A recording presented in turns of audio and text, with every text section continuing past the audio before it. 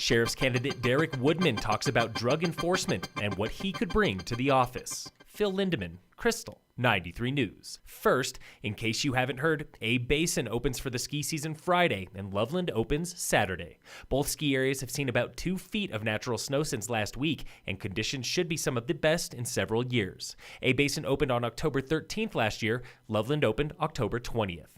First chair at Basin is 9 a.m. Friday. First chair on the new Chet's Dream 4-pack at Loveland is 8:30 a.m. Saturday.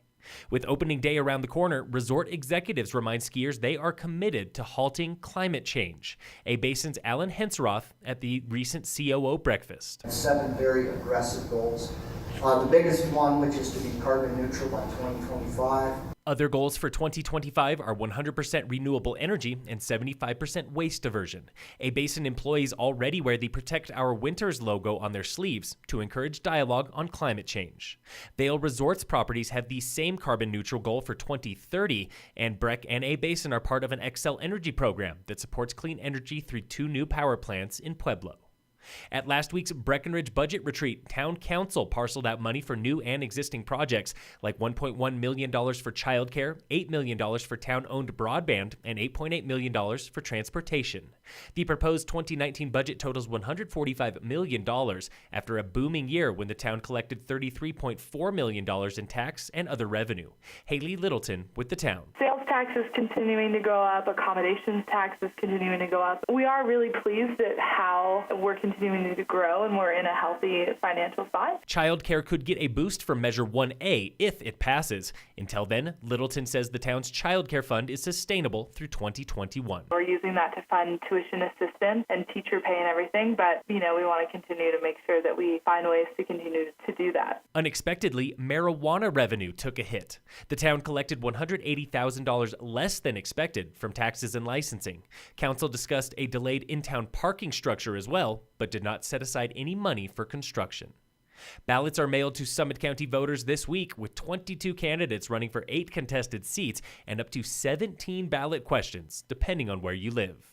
9 questions alter the state constitution, including Amendment 74, a proposal that lets private landowners sue the government for any loss of property value, and Amendments Y and Z to change how voting districts are drawn.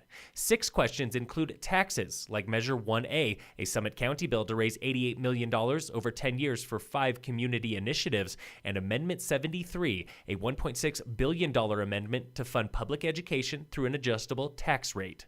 2 of those tax questions, for fire districts and Colorado Mountain College, do not raise taxes immediately, but could raise mill levy rates in the future. Over the course of 35 years, Derek Woodman has held almost every position at the Summit County Sheriff's Office, except for sheriff.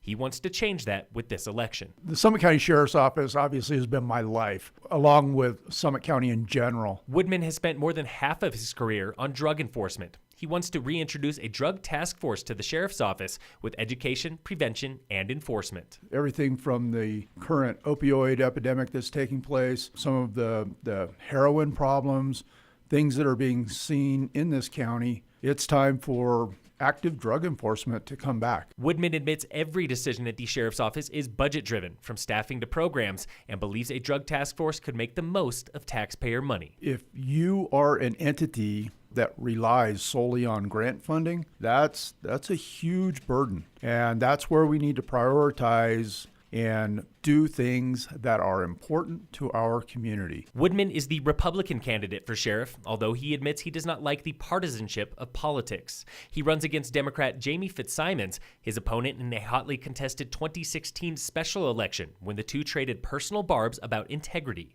Fitzsimons fired Woodman soon after county commissioners appointed Fitzsimons to office. In sports, the Avalanche played the Rangers in New York today. Puck drop is 5 p.m. And in local sports, brought to you by Wilderness Sports, Summit High Boys Soccer is in Steamboat Springs today to play Steamboat. Phil Lindeman, Krystal, 93 News.